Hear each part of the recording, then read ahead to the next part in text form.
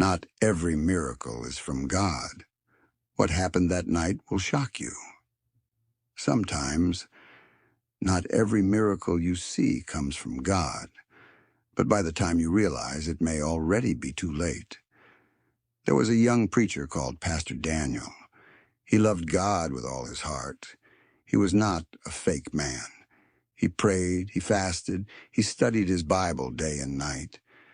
But there was one problem. His church was not growing. Every Sunday, the same faces. 15, sometimes 20 people. Even when he preached powerful messages, only few people would shout, "Amen." Offering was small. Some days he would use his own money to support the church. At night, Pastor Daniel would go on his knees. God, what am I doing wrong? He fasted for 3 days, 7 days, even 21 days. Still nothing changed. One night, out of frustration, he cried, "Lord, I'm serving you. Why is my ministry not growing?" But heaven was silent. One day, he remembered his mentor, Prophet Ezekiel. This was a man people feared and respected. His church was very big, thousands of members. People came from different states, so Pastor Daniel decided to visit him. When he got there, service was already going on. The atmosphere was different. Powerful music, people shouting, some were crying. Then the prophet came out. As he prayed, strange things began to happen. A blind man shouted, "I can see!" A cripple stood up and began to walk. People were falling under power everywhere. Pastor Daniel stood there, shocked.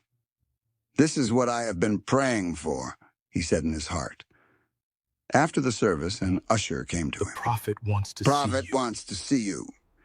Inside the office, Prophet Ezekiel smiled.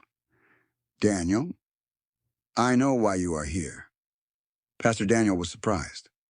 "Sir, my ministry, it is not growing. I have prayed, I have fasted, but nothing is working." The prophet leaned back and laughed softly. "My son, there are levels to this thing." Pastor Daniel kept quiet. "Are you ready?" the prophet asked. "To take your ministry to another level?" Without thinking twice, Daniel replied, "Yes, sir. I am ready to do anything." "Are you ready? The prophet looked straight into his eyes. "Anything?" Daniel nodded. Are you ready?" "Yes, sir."